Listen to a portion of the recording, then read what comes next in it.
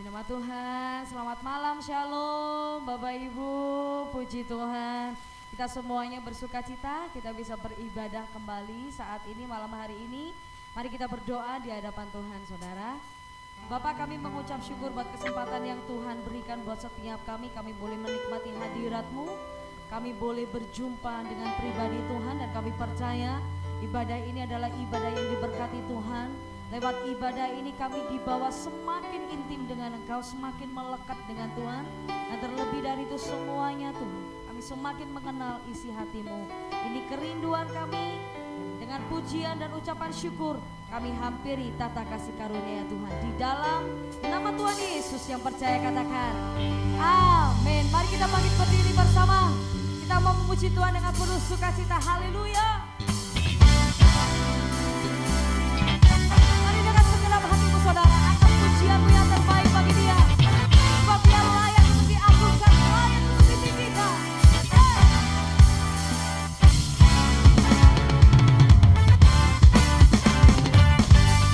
Ini setiap kami Tuhan, kami hampiri tata kasih karunia-Mu. Sama-sama katakan, kami puji Tuhan, bangun baik kudusnya.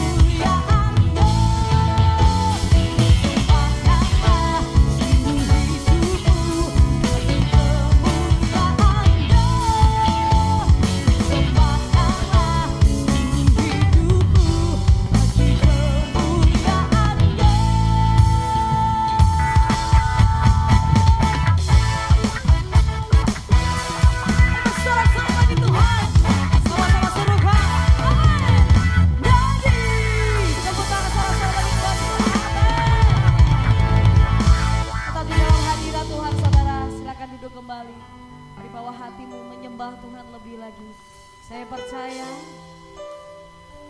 hari ini adalah hari kenaikan Yesus Kristus, dan kita bangga dan kita kagum punya Tuhan yang setia, Tuhan yang tidak pernah meninggalkan. Ini hati kami Tuhan, hati yang mengasihi Engkau. Satu kerinduan kami Tuhan hanya bersama dengan Engkau selama-lamanya, seumur hidup kami Bapak. Terima kasih, terima kasih. Kemanakah aku dapat pergi, menjauhi rohmu yang suci, Kau sahabat.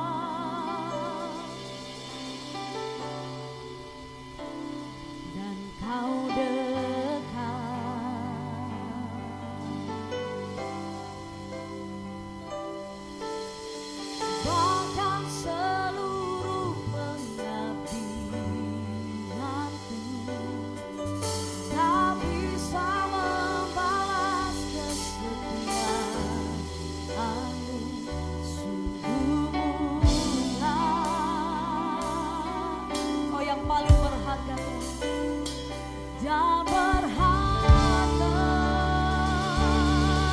Oh, sungguh besar pengorbananmu,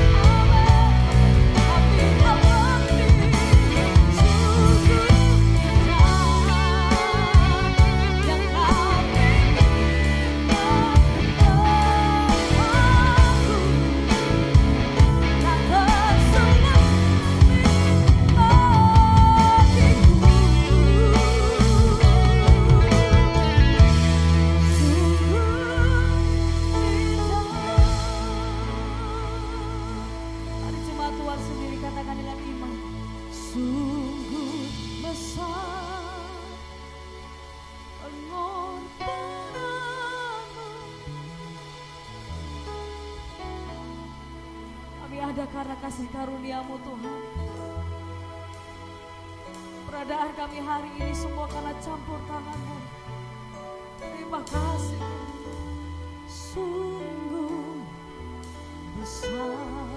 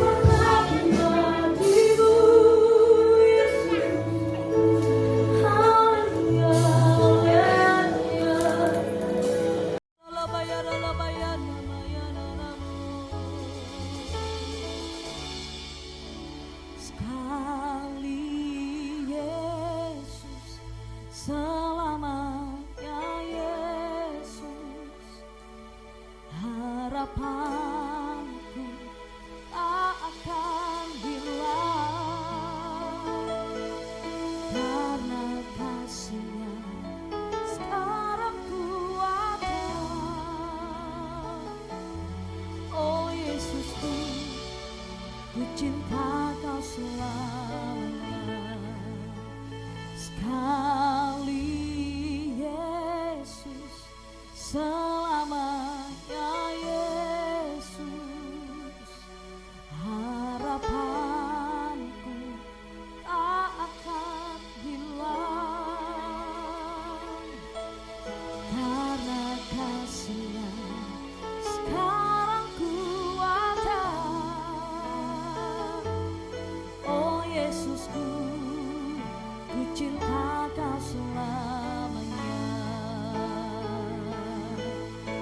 tanganmu tinggi saudara, katakan sekali Yesus, selamanya Yesus,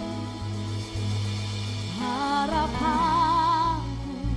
tak akan hilang karena kasih-Nya sekarang kuatkan. Oh Yesusku, ku cinta Kau selamanya. Ini ungkapan hati kami kepadamu Tuhan. Sekali Yesus, selamanya Yesus, harapanku tak akan hilang karena kasih-Nya sekarang kuatkan. Oh Yesus yang ku cinta, mari kita bangkit berdiri bersama saudara, katakan sekali Yesus, selamanya Yesus, masukkan harapan kami Tuhan. Oh tak akan hilang karena kasih-Nya sekarang kuatkan. Oh Yesusku, ku cinta Kau selamanya. Oh ya Tuhan, hanya Kau Yesus, Yesus, selamanya Yesus, harapanku tak akan hilang karena kasih-Nya sekarang kuatkan. Oh Yesusku, ku cinta Kau selamanya. Oh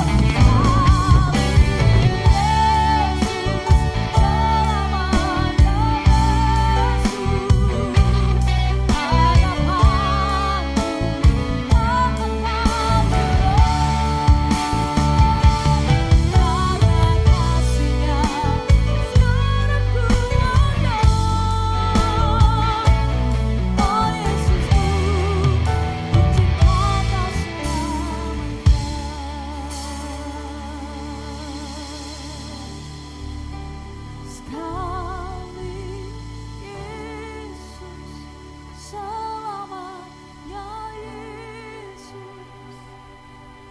harapanku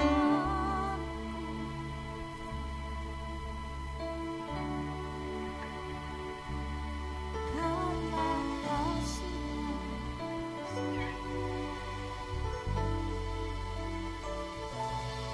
Oh Yesusku, ku cinta Kau selamanya. Yesusku, ku cinta Kau,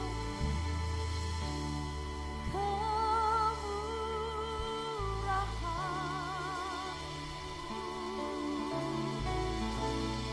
lebih dari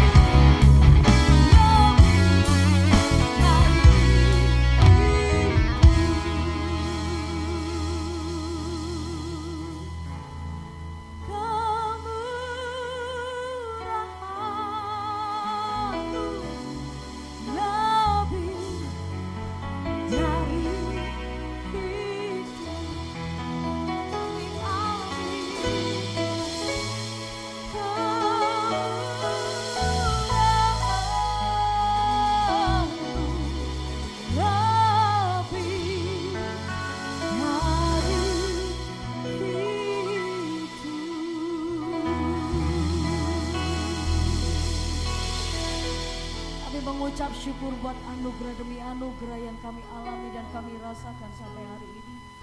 Itulah sebabnya Tuhan, kami rindu mempersembahkan korban syukur kami di hadapan-Mu. Kami rindu menabur Tuhan di ladang pekerjaan-Mu dengan segenap hati kami. Sebab segala yang terbaik sudah kami terima daripada Tuhan. Segala yang termulia sudah kami terima daripada-Mu. Saat ini Tuhan, inilah korban persembahan kami. Kami rindu menabur di rumah-Mu dengan hati yang bersuka cita, dengan hati yang mengasihi Tuhan, dengan ketulusan hati kami. Kami bawa di hadapan Tuhan dalam nama Tuhan Yesus. Yang percaya katakan amin. Silakan duduk kembali saudara. Kita akan memberikan korban persembahan kepada Tuhan. Kaulah ku hidup, ku hidup bagimu, hatiku tetap menyembahmu. Dunia tak bisa menjauhkanku dari kasih-Mu.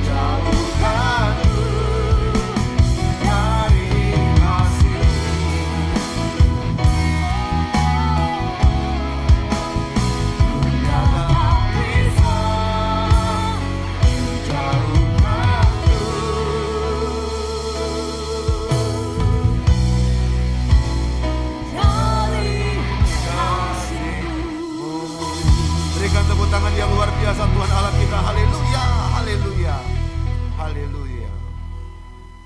Segala puji hormat syukur hanya untuk kemuliaan Allah Bapa di surga.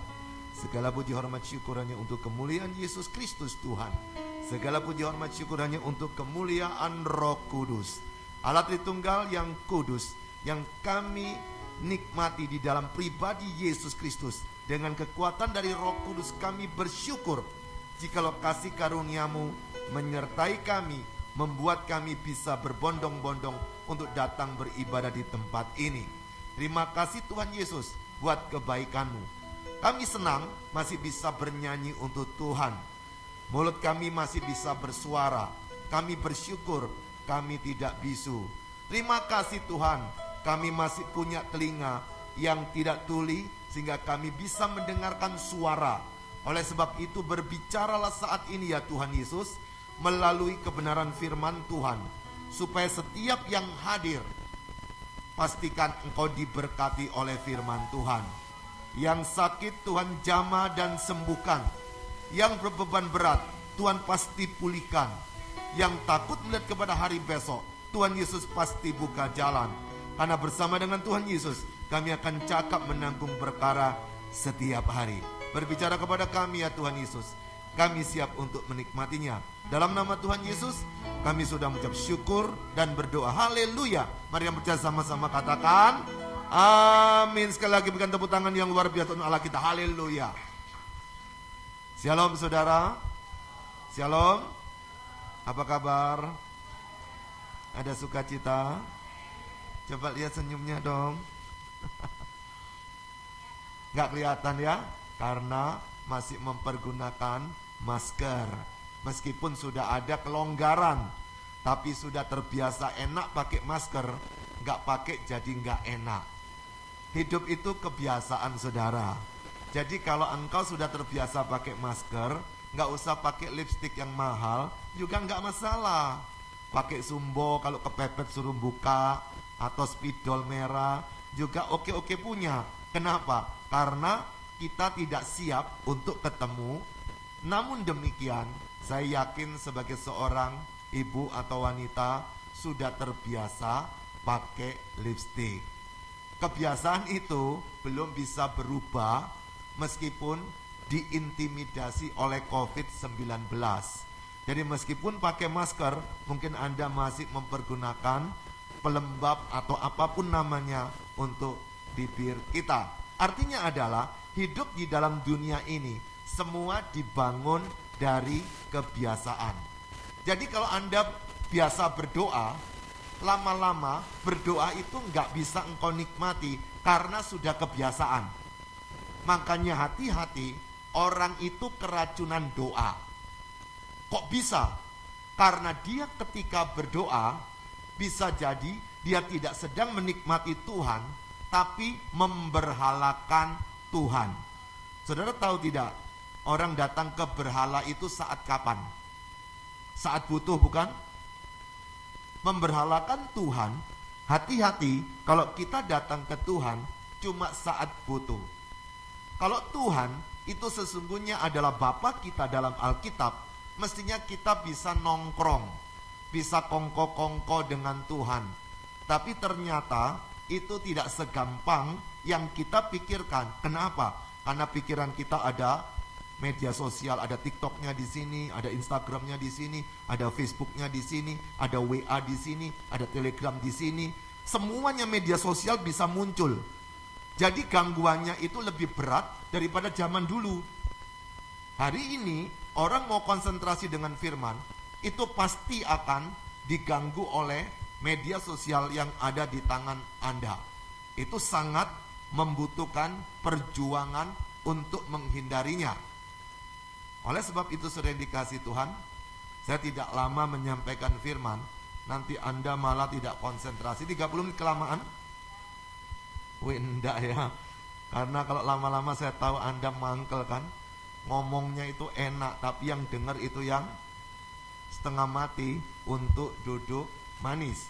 Jadi jangan khawatir saudara, 30 menit ya dengar firman, makanya fokus sejenak. Saya rindu supaya yang setiap yang hadir atau mungkin yang direkam, engkau mendengarkan rekaman ini, ada berkat yang engkau bisa pakai setiap hari. Amin. Hari ini kita bersama-sama akan merenungkan satu bagian firman Tuhan tentang hidup tanpa keraguan. Mumpung belum lupa, saya ucapkan lebih dulu selamat merayakan kenaikan Yesus Kristus. Kita ini ada selamat Natal, kemudian ada selamat Jumat Agung, ada selamat Paskah, ada kenaikan. Tapi yang paling sering kita nikmati adalah selamat Natalnya, karena itu sudah tradisi kebiasaan. Sekarang banyak yang sudah mengangkat tentang selamat Paskah. Tapi juga kalau Anda menikmati tentang kenaikan Yesus, tentu saya mengucapkan selamat engkau merayakannya. Itu sebabnya hari ini kita renungkan satu bagian firman Tuhan untuk menguatkan kita tentang hidup tanpa keraguan. Ada dua jenis hidup. Pertama, hidup dalam kehidupan di dunia ini. Tapi yang kedua adalah hidup yang nilainya kekal. Hidup yang ada di dunia itu tidak lama. Anda sekarang kerja keras, punya tabungan 1 triliun, paling lama sisa berapa lama sih engkau nikmati? Kalau memang dipanggil Tuhan, uang itu juga buat royoan, diambil oleh anak-anak, mungkin mereka rebutan. Kalau Anda punya hotel 10, apartemen 100, paling berapa lama engkau bisa nikmati? Kalau sudah tua, jangankan mau nikmati, lihat sertifikatnya aja belum tentu kan. Saya punya teman di Batam, itu sertifikatnya itu bisa segini tingginya. Dia sampai lupa mana-mana yang punya dia. Terlalu banyak. Dia tuan tanah. Lalu buat apa buku seperti itu sebanyak yang dia miliki kalau tidak bisa menikmati? Makanya hari ini mungkin kau bercita-cita beli ini, beli itu. Akhirnya hidupmu penuh dengan ketakutan. Pada waktu belum punya pacar, mikir bisa punya pacar enggak? Tapi setelah punya pacar, ragu-ragu, mau kawin enggak? Setelah menikah, ragu-ragu lagi, bisa punya anak enggak? Kapan ya enaknya? Hidup kita tidak pernah lepas dari keraguan. Keraguan itu bahasa lainnya adalah was-was atau bimbang. Tidak punya pegangan, gak ono gocean. Itu akan membuat kita jadi ragu-ragu. Awal mula pada waktu COVID itu menyebar, kenapa banyak orang takut? Karena semuanya jadi ahli COVID. Bahkan pendeta sekalipun, pengajar sekolah Alkitab pun, itu pinter sekali mengulas tentang COVID. Akhirnya orang-orang pada dengar bingung semua. Yang benar yang mana? Apalagi pada waktu vaksin muncul, itu ada berapa jenis vaksin. Harus ini sama ini, itu sama ini. Nah saudara, berapa banyak pendeta bertengkar gara-gara vaksin mana? Akhirnya setelah divaksin, hidupnya juga seperti ini. Pertanyaan saya sekarang, setelah COVID ini berlalu, pertanyaannya ya, apakah hidupmu tambah dekat Tuhan atau tidak? Itu pertanyaannya. Setelah COVID ini berlalu, hidupmu tambah kudus apa enggak? Setelah COVID ini berlalu, hidupmu tambah baik apa enggak? Padahal dulu waktu kena, aku mau mati. Atau pada waktu ketakutan, moga-moga enggak kena. Sekarang udah dilewatkan toh. Tapi apakah ada berkat yang kita terima dari COVID? Atau cuma makian? Atau cuma kejengkelan? Gara-gara COVID ada orang dibangkrutkan. Gara-gara COVID ada orang cerai.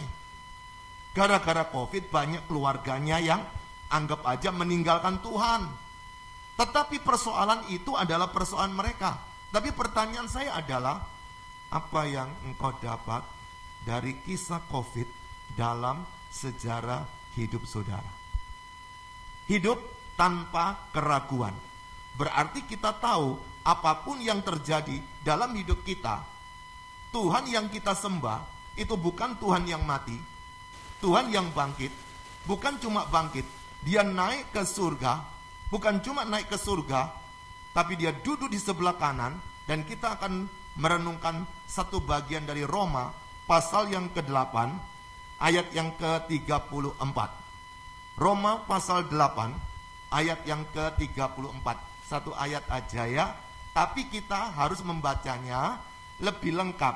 Dari Roma pasal 8 ayat yang ke-31 sampai 39. Kenapa dibaca lengkap? Supaya tahu jalan ceritanya, supaya tahu kisahnya.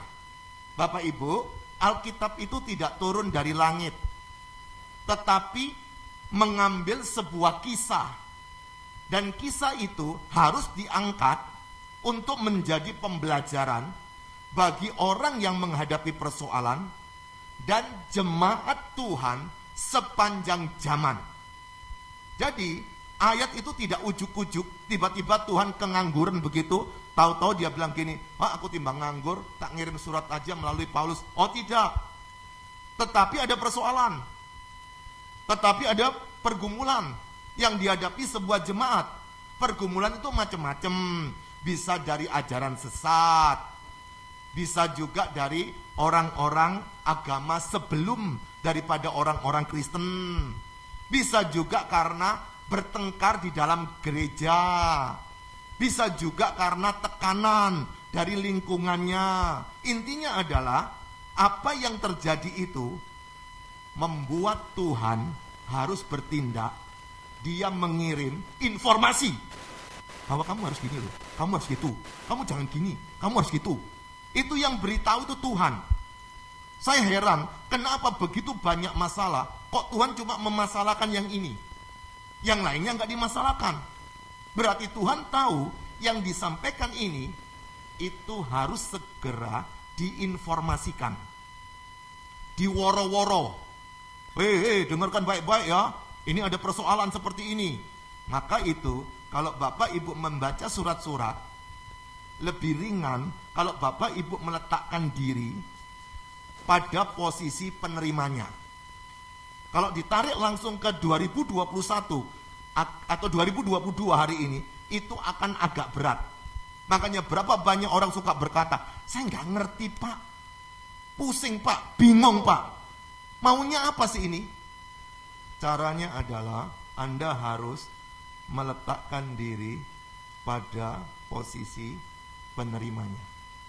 Hari ini kalau lihat anak muda, remaja pemuda, itu memble-memble, cengeng-cengeng, semuanya mental strawberry. Ketika disentuh langsung ngamuk, cengeng, gak mau lagi. Coba perhatikan Bapak Ibu yang zaman umur-umur sekarang 40-50 tahun, mentalnya berbeda. Kenapa? Karena zaman dulu gak ada langsung diinformasikan kalau begini hasilnya begini, semuanya nyoba sendiri kan. Kalau hari ini kan dikasih tahu dulu, hati-hati jangan jalan malam di situ. Akhirnya dia ragu-ragu, jalan nggak ya, jalan nggak ya. Kata si TikTok itu gini loh, kata si Instagram gini loh, kata si Facebook begini. Ini nggak pernah nyoba anak ini. Maka itu mentalnya tidak sekuat pada zaman dulu, karena semuanya itu sudah dikasih wanti-wanti, dikasih woro-woro, dikasih informasi. Itu berita bagus-bagus. Caranya mengatasi mobil mogok begini. Sekarang kan enak kan, tinggal lihat aja instruksi di media sosial. Lo zaman dulu kan gak bisa begitu. Kalau hari ini menyelesaikannya 30 menit, zaman dulu bisa 3 hari loh gak ketemu-ketemu masalahnya. Gara-gara 3 hari itulah pengalamannya banyak. Gara-gara 3 hari itulah dia menjadi sabar. Gara-gara 3 hari lah itu dia bisa bertahan. Saudara tahu kenapa ada sepeda? Karena orang yang jalan itu malas. Maka muncullah ide, orangnya duduk, ada yang bawa. Maka muncullah sepeda. Tapi sebelumnya itu andong, dokar zaman koboi dulu tuh loh. Kenapa? Karena mikir jalan sampai sana kan teler, mendingan pakai kuda deh, mendingan pakai unta deh. Itu mikir loh. Anda pernah, siapa di sini pecinta kopi? Kopi ya, kopi semua. Waduh, Banyak juga yang suka kopi ya. Pertanyaannya, pernah mikir enggak?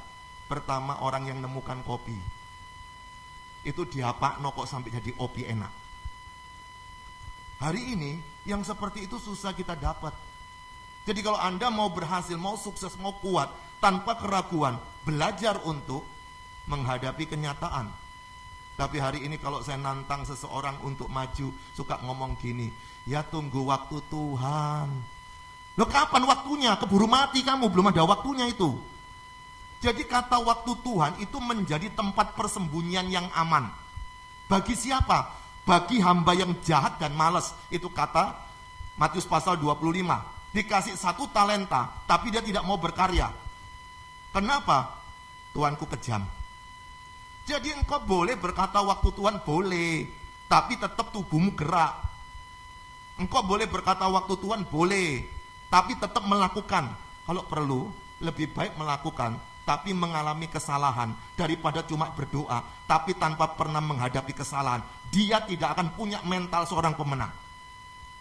Hidup tanpa keraguan itu akan membuat seseorang mengerti mengapa dia harus melakukan satu tindakan di mana Tuhan yang kita imani pasti akan membela kita. Nah, kita akan baca bersama-sama saudara dari Roma pasal 8 ayat yang ke-31 sampai 39. Yang sudah ketemu katakan amin. Yang di belakang aman. Oh, kalau udah ketemu saya undang bangkit berdiri aja biar emosi sama saya. Orang emosi itu batal nggak jadi ngantuk ya. Siap membaca ya? Yang ganjil kaum pria yang baca, yang genap kaum wanita. Nanti yang ke-39 kita baca sama-sama. Bapak Ibu masih ingat toh Anda laki atau perempuan? Kalau enggak Anda calon LGBT loh. Jadi orang yang kena LGBT itu dia nggak sadar dia yang mana. Hari ini harus sadar. Jadi kalau anak Anda seorang cewek, jangan banyak main yang mobil-mobilan. Kalau anak Anda seorang cowok, jangan dibelikan banyak boneka-bonekaan. Jadi itu semua karena kebiasaan di mana dia berada itu akan mengganggu fungsi hormonnya dia. Itu sebabnya hari ini ingat kalau bapak laki nanti baca yang ganjil. Kalau yang wanita atau perempuan ibu-ibu baca yang genap. Siap? Oke. 2, 3.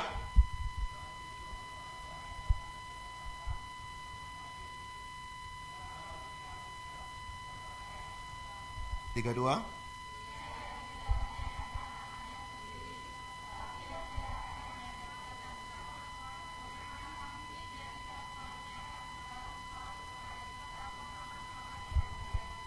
Ketiga.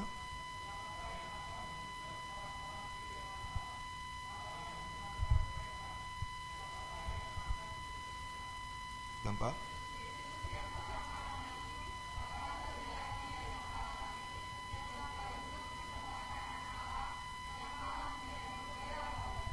Tiga, 5.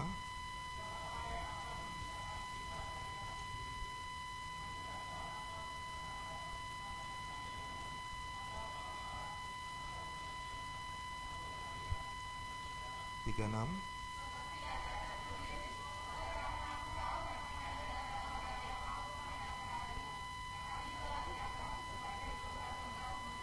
Tiga, 7.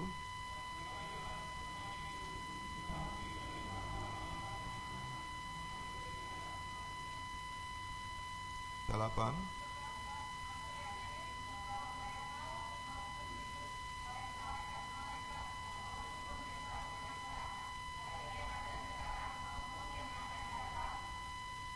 9 sama-sama 2, 3.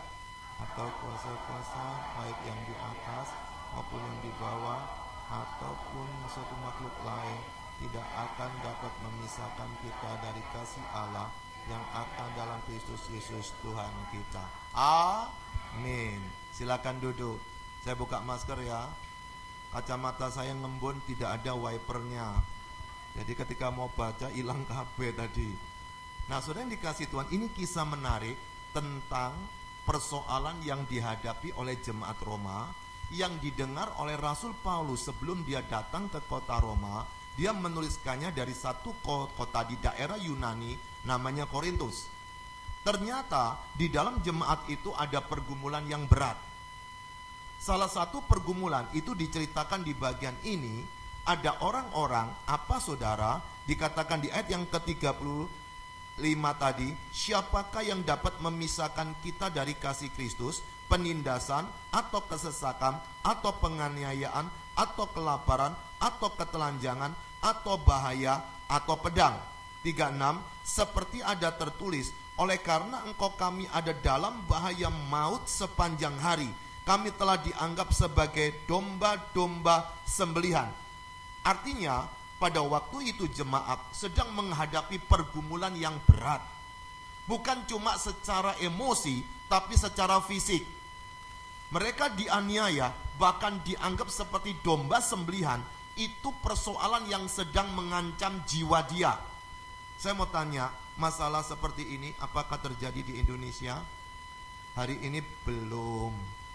Makanya nanti pada waktu pemilihan presiden, pilihlah yang nasionalis. Artinya adalah supaya kita tetap bisa beribadah.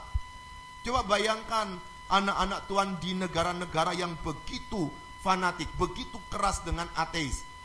Mereka tidak bisa beribadah seperti kita. Nah, pada waktu ini ditulis saudara, mereka juga menghadapi tekanan. Entah itu dari pemerintah, entah itu daripada sesama saudara-saudara dari leluhur mereka, orang-orang Yahudi, maupun ada persoalan ajaran-ajaran yang gak jelas, dan juga mereka terikat oleh benturan di antara jemaat. Masalah pasti ada, konflik pasti ada. Tidak ada sesuatu yang enak jalan seperti itu. Artinya adalah orang-orang ini sedang menghadapi sebuah pergumulan yang berat yang tidak mungkin Anda bisa rasakan pada zaman ini, khususnya di Pondok Chandra. Pada waktu itu mereka tekanannya yang begitu berat, tetapi ada penghiburan. Apakah penghiburannya saudara? Dikatakan di ayat yang ke-33, siapakah yang akan menggugat orang-orang pilihan Allah, Allah yang membenarkan mereka, siapakah yang akan menghukum mereka? Artinya adalah di sini sedang menjelaskan satu pribadi yang hebat, Allah Tritunggal, Bapa, Putra, Roh Kudus, itu yang akan menjaga, mengcover, melindungi, membentengi orang-orang ini. Maka pada waktu mereka menghadapi tekanan, mereka pasti bingung. Kenapa sih? Katanya Tuhan itu memelihara. Kok aku doa, nggak ada jalan keluar. Ketika aku konflik, lebih cepat keputusan dari seorang pengacara atau pengadilan. Kenapa sih aku minta ke Tuhan, tapi tidak ada jawaban sampai hari ini? Saudara, pada waktu menghadapi masalah, siapa yang gak ragu-ragu? Siapa yang gak bimbang? Siapa yang gak was-was?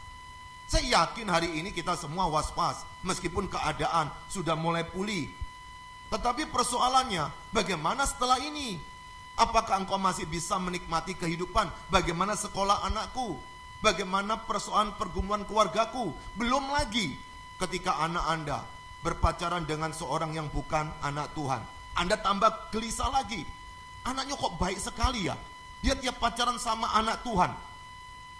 Membuat anak saya jadi frustasi. Tapi kenapa kalau sama orang yang bukan percaya Tuhan, kok dia bisa bahagia?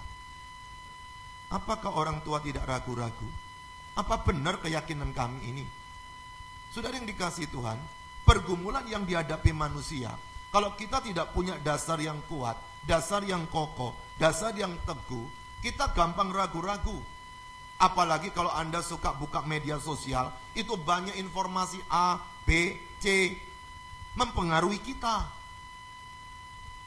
Kalau Anda tidak suka baca Alkitab, maka yang menguasai hidup Anda adalah media sosial. Saudara, cara-cara yang ada di media sosial itu tidak salah. Itu bagus. Tapi ingat, engkau mungkin tidak berjumpa dengan penciptamu. Bagaimana engkau bisa berjumpa dengan penciptamu? Melalui apa yang dikatakan oleh pencipta, inilah kesukaanku, inilah seleraku, inilah mauku. Dari mana kita tahu? Dari Alkitab. Itu sebabnya berjuanglah tiap hari untuk baca Alkitab. Engkau baca renungan-renungan boleh, engkau baca dengar khotbah-khotbah boleh. Tapi saya mau beritahu saudara, hari ini saya berkhotbah, tidak semuanya ini firman Tuhan loh. Yang saya katakan ini tidak semuanya adalah firman Tuhan. Yang firman Tuhan yang mana? Yang saya kutip tadi itu loh. Yang kita baca itu firman Tuhan. Yang lainnya ini apa? Ulasan. Yang lainnya itu apa? Komentar saya. Yang lainnya itu apa? Penjelasan saya. Penjelasan saya bisa salah bukan? Wah, namanya juga saya orang berdosa. Apa yang saya katakan bisa keliru? Bisa. Tapi firman gak bisa keliru. Jadi kalau hari ini kau baca begitu banyak atau mendengar banyak khotbah, membaca buku tafsiran, kenapa ini sama ini beda, itu sama itu beda. Sebelum engkau mendapatkan jawaban, hafal aja ayat tertentu, itu yang akan menghibur kita. Ketika engkau memegang sebuah ayat, engkau sedang menikmati komunikasi dengan sang pemilik firman. Dan pemilik firman tersebut yang dia mencurahkan rohnya saat Pentakosta yang akan kita rayakan 10 hari lagi, pencurahan Pentakosta. Dan tugas daripada Roh Kudus adalah mengingatkan kita akan firman. Kalau kita nggak punya firman, Roh Kudus bekerja mengingatkan akan apa? Anda baca Yohanes 14, diingatkan akan firman. Firman inilah yang menolong kita hidup tidak ragu-ragu. Ada 3 hal saudara dari ayat yang ke-34 untuk memahami tentang bagaimana atau mengapa kita tidak perlu ragu-ragu dalam hidup ini. Bagaimana kita bisa menghadapi situasi, membuat kita tidak gampang bimbang. Perhatikan ayat yang ke-34. Ayat yang ke-34 berkata sebagai berikut. Kristus Yesus yang telah mati, bahkan lebih lagi yang telah bangkit, yang juga duduk di sebelah kanan Allah, yang malah menjadi pembela bagi kita. Ini adalah sebuah pertanyaan, tetapi bukan membutuhkan jawaban, untuk peneguhan, untuk menjelaskan persoalan yang dijelaskan di ayat yang ke-31 sampai 33, bahwasannya Allah yang begitu hebat, Allah yang maha kuasa, dia kemudian turun ke dalam dunia menjadi manusia, dan dia merela untuk mati di atas kayu salib.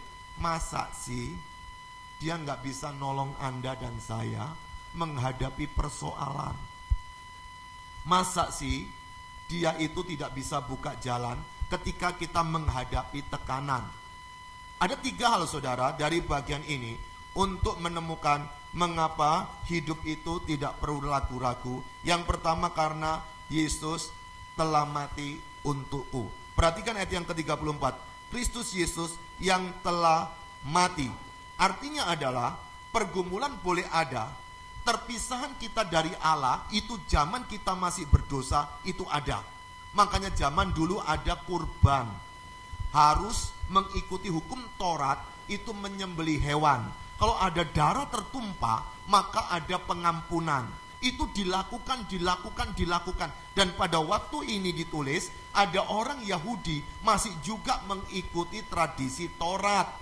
Dan pada waktu orang Kristen yang sudah menikmati pengorbanan Yesus yang mati di atas kayu salib, itu dibikin bimbang, dibikin ragu-ragu. Kamu sudah berbuat dosa, kenapa kamu tidak lakukan seperti itu lagi, seperti tradisi nenek moyang? Coba Anda kan hari ini, meskipun kau sudah Kristen, kadang-kadang tradisi keluargamu itu mencengkeram kita, bukan? Engkau harus ke kuburan mungkin, harus hormat kepada arwah mungkin kau harus bikin selamatan ini dan itu. Artinya apa? Artinya ada cengkeraman masa lalu. Pada waktu kita tidak melakukan syariat atau aturan tersebut, maka orang ini hati-hati menghadapi bahaya dalam hidupnya. Itu yang dikatakan kemudian Paulus berkata, Yesus itu sudah mati untukmu dan untukku. Kalau Yesus itu sudah mati untuk kita, itu adalah kurban yang paling hebat. Sesungguhnya persoalanmu, jangan ragu-ragu apakah hidup kita itu menyenangkan Tuhan atau tidak. Apakah hidup kita menjadi berkat bagi orang lain itu bagaimana caranya? Kuncinya adalah engkau harus bisa menerima kehadiran Yesus dalam hidupmu. Yesus yang sudah mati itu memikul dosa kita. Yesus yang sudah mati itu mengambil alih kutuk kita. Kemudian dia ambil, lalu apa yang kita hadapi hari ini? Sesungguhnya di hadapan Allah kita sudah beres. Sekarang bagaimana kita menikmati keadaan di dunia bersama dengan teman-teman? Kalau hari ini kau sudah punya Yesus, jangan lagi takut mati. Kalau hari ini kau sudah punya Yesus, jangan lagi takut ada hukuman namanya neraka. Karena sudah dijelaskan di atas tadi, siapa yang bisa memisahkan kita dari kasih Kristus? Kan gak ada. Ada jaminan. Saudara, ada dua jenis perjanjian yang perlu tahu perbedaannya. Yang pertama, kalau kita pernah ketemu seseorang suka berkata begini, promise ya, janji ya, berarti dua belah pihak kan, sini janji, sana janji kan. Tapi ada satu perjanjian di dalam Alkitab, itu namanya covenant, perjanjian sepihak. Tuhan yang berjanji tidak akan mendustai. Tuhan yang berjanji tidak akan mengingkari. Meskipun kita tidak sepakat, janji Tuhan akan tergenapi. Itu namanya perjanjian sepihak. Tapi kalau kita kawin, waktu menikah kan ada janji kan? Aku berjanji, pasangan juga berjanji kan? Dua-dua kan? Nggak mungkin ada orang nikah begini, sudah diwakili sama yang laki aja ya. Hari ini saya berjanji, saya mewakili istri juga ya, saya berjanji. Kan nggak begitu toh? Janjinya harus dua-dua kan? Tapi perjanjian bagaimana Allah memelihara kita, menyelamatkan melalui Yesus Kristus, itu perjanjian sepihak.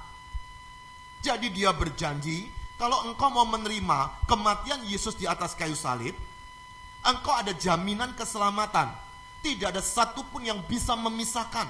Bahkan saudara perhatikan di ayat yang ke-39 dikatakan 38 mulai 38 deh. Sebab aku yakin bahwa baik maut itu kematian maupun hidup, baik malaikat maupun pemerintah maupun pemerintah, baik yang ada sekarang maupun yang akan datang 39, atau kuasa-kuasa baik yang di atas maupun yang di bawah ataupun sesuatu makhluk lain tidak akan dapat memisahkan kita dari kasih Allah yang ada dalam Kristus Yesus Tuhan kita. Amin. Jadi nggak bisa dipisahkan hari ini dan akan datang. Tetapi ingat, selama hidup masih ada persoalan. Banyak orang suka berkhotbah, kalau engkau punya Yesus, engkau hidupmu penuh dengan kemenangan. Iya, tapi tetap harus menghadapi kalau salah jalan kena tilang kok. Tetap menghadapi sakit penyakit. Siapa di rumah yang gak ada persediaan obat-obatan? Ada? Di rumah Anda ada obat-obatan enggak? Ada? Ada enggak obat-obatan di rumah? Minyak angin, lalu obat flu, ada? Loh, Anda enggak beriman ya. Kalau ada orang yang berkata seperti itu, tanya aja yang ngomong, di rumahmu apa enggak ada obat? Pasti ada. Karena apa? Cara kerja Tuhan itu macam-macam. Ada bisa pakai mujizat, ada bisa pakai alamiah. Maka dari itu, kalau engkau punya obat-obatan, enggak salah. Bukan berarti ragu-ragu tentang pemeliharaan Tuhan. Kamu kok ragu-ragu ya? Kok sedia obat banyak ya? Dan sama juga, kamu kok ragu-ragu pada waktu minyak mahal kok beli banyak? Gak usah beli kan? Kalau memang Tuhan pelihara, nanti air bisa jadi minyak kan? Oh, air bisa jadi anggur kok. Kenapa jadi minyak? Gak bisa. Nah, kalau omongan seperti ini Anda tanggapi, Anda tambah bingung.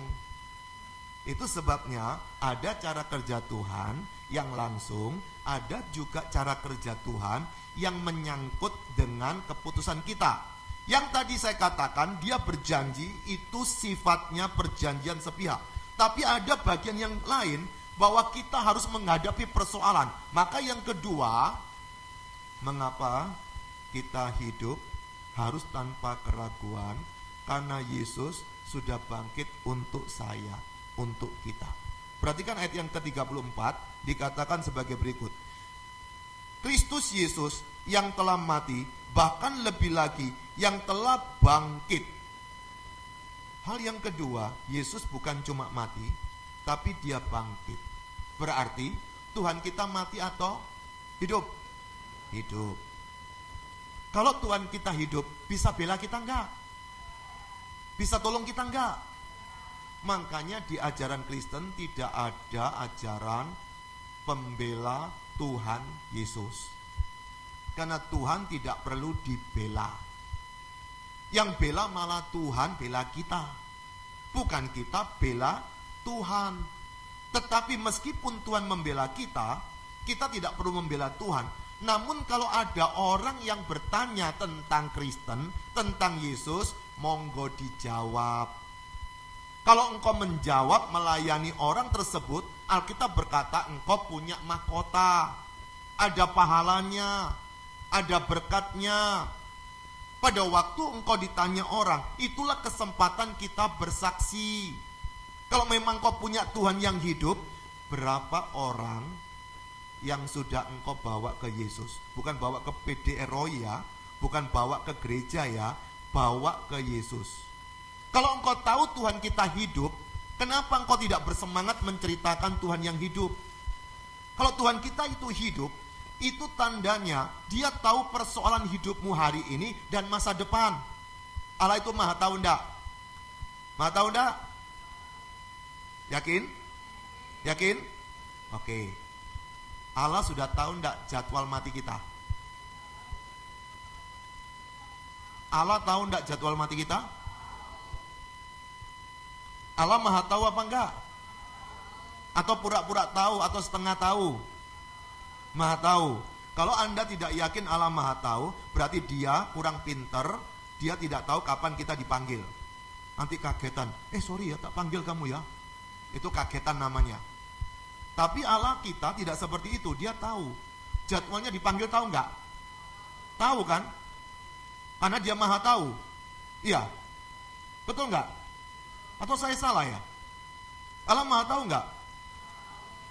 Kalau Allah maha tahu, tahu enggak calon suamimu nanti? Tahu enggak calon istrimu nanti? Tapi yang berjuang cari siapa? Tuhan atau kita? Kita yang cari. Nah sekarang Allah sudah tahu kapan kita dipanggil. Bisa keliru enggak jadwal Tuhan? Bisa batal enggak? Allah kalau sudah tahu, tiba-tiba, sorry kaget ya, kamu belum jadwalnya ya. Anda mau punya Tuhan seperti itu? Kalau Tuhan yang saya percaya, dia punya kuasa berdaulat untuk hidup saya. Kalau memang Tuhan kita, Tuhan yang tidak jelas, Anda bisa ragu-ragu dengan hidupmu. Kalau saya tidak ragu-ragu, karena Tuhannya jelas, clear. Tuhannya tidak abu-abu. Tapi Tuhannya sangat jelas menyatakan apa yang menjadi rencana dia. Makanya orang yang punya Yesus yang imannya bagus, itu Paulus pernah berkata begini, hidup adalah Kristus dan mati adalah. Mana ada orang mati kok untung? Kecuali utangnya banyak, dia mati juga rasa untung. Tapi ingat, hidup adalah Kristus, mati adalah keuntungan. Itu sedang menjelaskan, orang ini jelas percaya kepada Tuhan yang mana. Dia jelas Tuhan ini bisa membela hidupnya. Tuhan ini bukan Tuhan yang abal-abal, Tuhan yang ecek-ecek, yang bisa dikendalikan oleh doa kita, yang bisa dikendalikan oleh sogoan kita. Oh Tuhan ini nggak bisa Pak, Bu, nggak bisa. Kalau memang nggak bisa, kenapa engkau berdoa? Karena ada perintah, tetaplah berdoa. Kalau nggak berdoa, engkau akan berdosa. Maka pada waktu engkau berdoa, engkau sedang berkomunikasi dengan Tuhan yang hidup. Bukan komunikasi dengan patung, bukan komunikasi dengan benda-benda mati, tapi berkomunikasi dengan Tuhan yang hidup. Kalau berkomunikasi dengan Tuhan yang hidup, ngomongnya sambil ngelewes, sambil santai, sopan enggak? Saudara, pernahkah engkau salaman dengan seseorang, pada waktu salaman begini, tapi matanya ke sana? Oh ya. Tersinggung enggak? Atau begini, pacar Anda lagi ngajak ngomong, lalu ada cowok atau cewek ya, kalau ini cowok berarti ada cewek lewat, dia lihat begini, Anda emosi enggak? Emosi. Artinya adalah, kenapa aku enggak diperhatikan? Demikian pula dengan hidup kita. Kalau memang engkau ada waktu berdoa, berdoalah dengan setulus-tulusnya. Jangan doa itu buat sambilan. Sudah terlanjur lupa doa, sudah ngantuk, kemudian kelonan guling begini, aduh aku ngantuk soro, tapi lupa doa. Tuhan Yesus sorry ya, aku sudah ngantuk ini, nanti kalau enggak bisa tidur lagi. Kalau orang sudah sakit di ICU enggak apa-apa, Tuhan tahu kok. Tapi kalau masih segar, coba kalau engkau mau dihargai oleh orang, engkau mau dihargai oleh Tuhan, kita lebih dulu menghargai. Karena Tuhan kita hidup. Tapi hal yang ketiga terakhir, mengapa kita tidak perlu khawatir, tidak perlu takut, tidak perlu gelisah, kalau kita tidak ragu-ragu, karena Tuhan pembela kita. Coba perhatikan di ayat yang ke-34, bagian terakhir ini dikatakan sebagai berikut. Yang juga duduk di sebelah kanan Allah, yang malah menjadi pembela bagi kita. Yang terakhir, dia adalah pembela kita. Alkitab bahasa Indonesia yang lainnya berkata, dia menjadi pendoa kita. Bahasa lainnya, terjemahan lainnya daripada kata pembela kita adalah pengantara kita, dia yang bersyafaat bagi kita. Berarti ketika Tuhan Yesus naik ke surga, itu bukan nganggur di sana loh. Dia punya tanggung jawab untuk tetap menjaga kehidupan kita supaya harmonis dengan Bapa di surga. Itu sebabnya Yesus berkata, kalau aku nanti naik, Roh Kudus baru turun. Tapi nggak langsung turun, betul? Ada 10 hari jedanya. Maka murid-muridnya itu berdoa. Ketika pada waktu Yesus hidup, murid-muridnya tahu siapa Yesus. Tapi pada waktu Yesus disalib, semuanya pada lari terbirit-birit, sembunyi di sekitar situ. Cuma Yohanes yang berani dekat dengan Yesus yang disalib. Makanya Yesus berkata kepada Yohanes, Nes, aku titip ibuku. Maka ada kuburannya yang berada di daerah Efesus hari ini.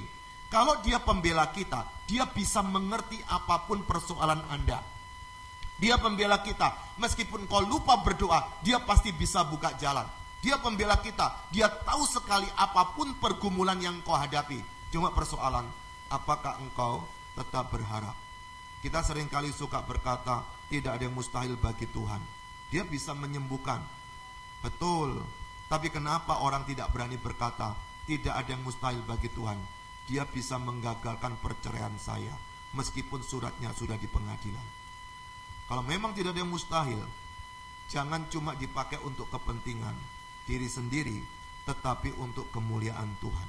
Tuhan pembela, itu artinya dia tahu kita perlu dibela. Dan saudara tahu apa yang terjadi setelah itu?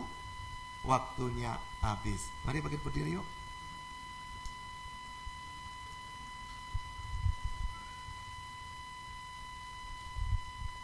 Saya kelewatan beberapa menit. Ini kalau ibadah di gereja paling enak 2 sesi, itu bisa lebih dalam. Tapi saya memaksa untuk menyelesaikan 1 sesi. Ada 3 hal yang perlu Anda ingat. Kenapa hidup tanpa ragu? Pertama, Yesus sudah mati untuk kita. Ingat baik-baik. Yang kedua, Yesus sudah bangkit untuk kita. Dan yang ketiga terakhir, Yesus pembela kita. Saya tidak tahu apa pergumulan yang kau hadapi. Mungkin masalah keluarga, mungkin masalah ekonomi, mungkin masalah kesehatan, mungkin masalah pekerjaan, mungkin masalah pasangan hidup. Datanglah kepada Tuhan Yesus. Dia sanggup untuk memberikan jalan keluar. Dia rela mati untuk kita loh.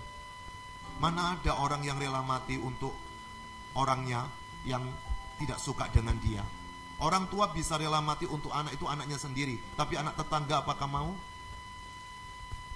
Yesus mau mati untuk semua orang. Kalau hari ini engkau ada persoalan, datang ke Dia. Dia bukan cuma mati untuk kita, Dia hidup, tapi Dia bela kita. Sekarang berdoa semua ke Tuhan.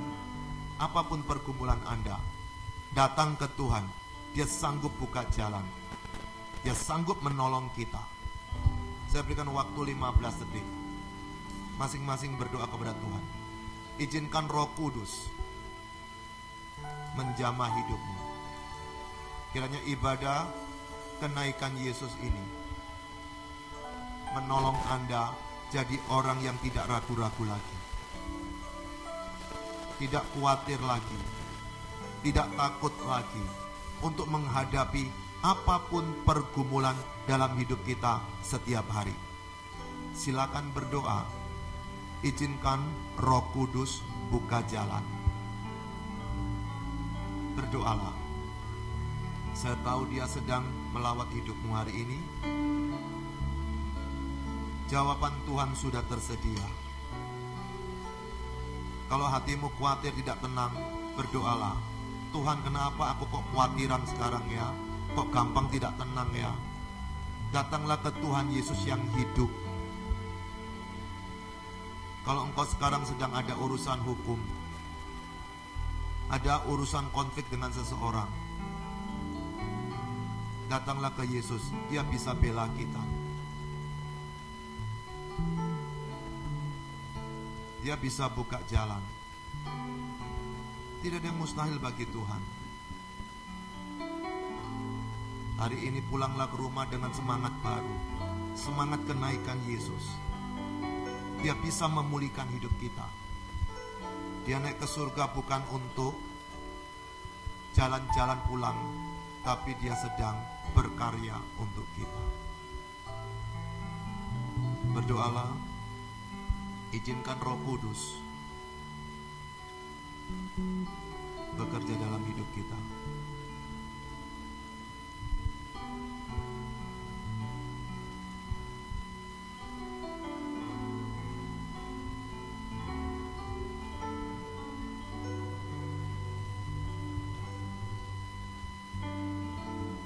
Terima kasih Tuhan Yesus, Engkau berkarya luar biasa untuk kami semua. Engkau sudah rela mati di atas kayu salib ya Yesus. Engkau telah naik ke surga. Engkau membela kami. Engkau Tuhan yang hidup. Tolonglah hidup kami mulai hari ini, supaya tidak ragu-ragu melihat keadaan ekonomi tidak menentu, melihat kesehatan yang mungkin tidak sembuh-sembuh, melihat keadaan keluarga yang tidak menentu. Tapi ajar kami tetap bisa bersaksi bahwa kami punya Yesus yang sudah pernah mati, yang bisa membela kami. Tunjukkan kepada kami Tuhan bahwa Engkau hidup ya Tuhan Yesus, supaya hidup kami bersemangat. Tuhan, tunjukkan pembelaanmu untuk kami yang hari ini sedang mencari keadilan. Dengarkan doa kami semua. Di dalam nama Tuhan Yesus kami sudah mengucap syukur dan berdoa. Haleluya. Mari yang percaya sama-sama katakan amin. Berikan tepuk tangan untuk Tuhan Allah kita. Haleluya.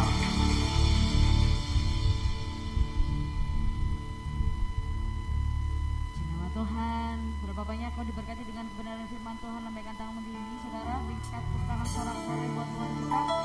Amin. Mungkin ada pengumuman.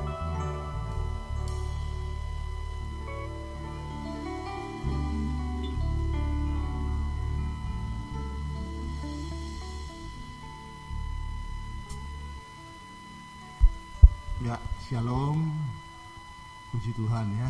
Kita mendapatkan firman Tuhan yang luar biasa ya malam hari ini, di mana kita tidak boleh ragu ya. Bapak gimana kalau ragu? Oh di mana-mana buat sekarang ini banyak keraguan ya. Tapi ya kita tidak boleh ragu ya. Kenapa? Yesus datang membawa kita kepastian. Amin. Dalam dunia banyak ketidakpastian, tapi Yesus selalu datang membawa kepastian ya. Bukan dia berkata jangan takut ya, aku menyertai engkau. Dia memberikan kepastian. Serahkan hidupmu kepadaku, percaya kepadaku, aku pasti bertindak. Serahkan khawatirmu ya. Ya dia menjamin kepastian bagi kita. Kenapa dia menjamin kepastian? Karena dia bertindak. Ya, dia bertindak untuk mati. Dia sudah bertindak untuk mati. Dia sudah bertindak untuk bangkit. Dia sudah bertindak naik ke surga. Dia sudah bertindak. Nah, ya Yesus bukan cuma Allah yang cuma ngomong tok. Ya, aku mengasihi engkau, aku akan memberkati engkau. Enggak, dia bukan cuma ngomong tok. Dia bertindak. Karena dia sudah buktikan itu. Dia mati, dia bangkit, dia naik. Dia sudah bertindak, dia sudah lakukan. Itu sebanyak apapun masalahmu, kau tidak perlu takut. Karena dia bukan Allah yang cuma ngomong tok. Aku memberkati engkau, aku menganggap tapi tidak pernah ngapa-ngapain, tidak mungkin. Ya, bahkan dia berkata Matius 11:28, mari datang kepadaku semua yang letih, lesu, aku berikan kelegaan. Ya, puji Tuhan ya, firman Tuhan luar biasa malam hari ini. Pak Juanda, ya terima kasih ya, kita semua diberkati. Pengumuman ya, kita nanti pada tanggal 19-20 Juli ya, seperti tahun-tahun yang lalu, tapi 2 tahun lalu kita tidak pernah adakan. Ini ya yang sponsor kita ya, untuk tiap tahun kita adakan retreat ya. Jadi retreat untuk rencana sudah didaftarkan ya, sudah dipesan ya, tempatnya di Bukit Immanuel ya, tanggal 19 dan 20 Juli. Maaf,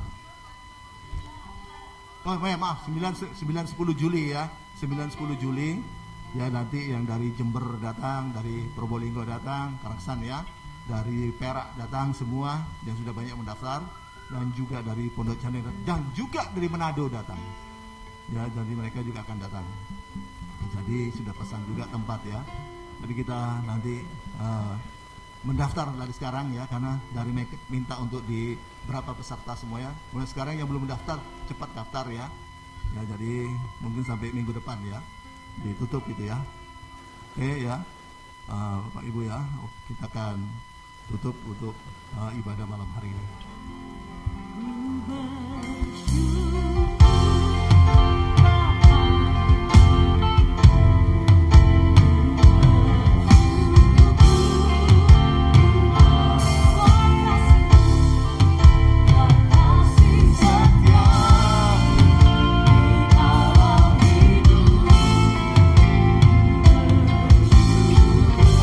Mari kita bangkitkan diri bersama-sama. Katakan kami bersyukur.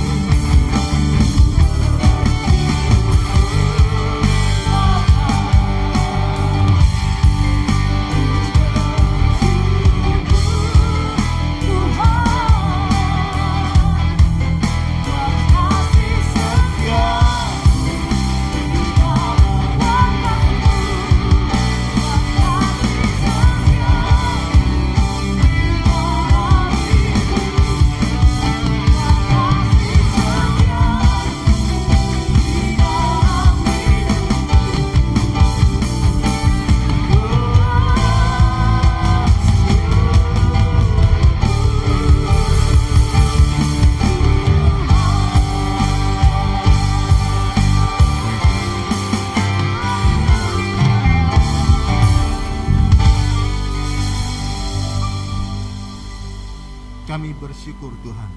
Kalau kami ada sampai saat ini, itu hanya anugerah Tuhan saja semata-mata. Kalau kami masih boleh hidup sehat, kuat bernafas sampai saat ini, itu hanya kemurahan Tuhan saja semata-mata. Dan kalau kami juga masih bisa menikmati berkat-berkat Tuhan jasmani rohani, bahkan masih bisa menikmati penyertaan, perlindungan, pemeliharaan Tuhan Yesus yang luar biasa sampai saat ini, itu hanya anugerah Tuhan saja semata-mata. Yang kami bisa buat, yang kami bisa lakukan hanya bersyukur, memuji, memuliakan nama Tuhan saja. Terima kasih Tuhan sudah pimpin ibadah kami malam hari ini dari awal pertengahan sampai selesainya.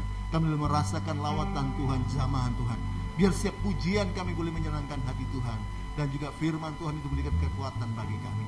Terima kasih Tuhan, terima kasih, berkati setiap umat-umat dimanapun berada yang hadir saat ini, Bapak mau juga ikut online. Tuhan berkati jamaah mereka yang sakit, Tuhan jamaah sembuhkan mereka dalam nama Yesus. Oleh bilu Tuhan sembuh sehat. Dan juga mereka yang mengalami masalah pergumulan apapun, Tuhan yang berikan jalan keluar. Kebutuhan jemaat Tuhan yang cukupkan, biar berkat dari utara, selatan, timur, barat tercurah bagi setiap umatmu dimanapun berada. Terima kasih Tuhan, terima kasih. Kami juga berdoa semua yang sudah menopang pelayanan PDL Roy ini, Tuhan kembalikan berkat lipat-lipat ganda. Kami juga berdoa untuk program-program PDL Roy yang sudah dilakukan, baik itu doa pagi, baik itu juga ibadah puasa pada hari Senin, dan juga ibadah Zoom meeting, juga ibadah Instagram, juga biar ibadah YouTube maupun tatap muka, semuanya Tuhan memberkati. Khususnya program kami ke depan, pada bulan depan hambamu suami istri bersama juga tim akan pelayanan ke Manado. Tuhan yang campur tangan, Tuhan yang berkati supaya kami boleh jadi berkat di Manado Tuhan. Demikian juga untuk retreat pada tanggal 9-10 Juli kami serahkan dalam tangan Tuhan. Terima kasih Tuhan, terima kasih. Kami juga mau berdoa Tuhan bagi Pak Budi yang sudah menopang untuk retreat, kembalikan lipat-lipat ganda. Firman Tuhan yang sudah berikan kekuatan bagi kami, berkati Pak Juanda yang sudah memberikan firman Tuhan, berkati pelayanannya, berkati Tuhan himmat-himmat marifat kuasa urapan mengatasi setiap pelayanan bersama Ibu juga yang melayani Tuhan, berkati sekeluarga yang melayani Tuhan. Terima kasih Tuhan, terima kasih. Dan sebentar kami jemaat akan kembali ke rumah masing-masing, serta lindungi mereka tiba dengan selamat di rumah masing-masing. Tim juga sudah yang melayani, Tuhan yang memberkati. Terima kasih, dan jemaat angkat tanganmu dan terimalah berkat damai sejahtera dari Allah Bapa, jaminan keselamatan pasti selamat dari Kristus Tuhan, yang dijamin dengan kematian, kebangkitan, kenaikan dan kedatangan Yesus yang kedua kali untuk menjemput kita di bawah maksud dan kerajaan sorga. Pertolongan, penyertaan, pemeliharaan Tuhan Yesus yang luar biasa melimpah-limpah, sukacita, damai sejahtera, penghiburan, persekutuan dan kuasa urapan Roh Kudus dari Roh Kudus yang dasar luar bisa melimpah-limpah, menyertai kita dari saat ini sampai Maranatha Yesus yang kedua kali dan sampai selama-lamanya. Di dalam nama Yesus semua sudah terima berkat Tuhan, sama-sama katakan amin. Tuhan memberkati. Selamat malam, shalom.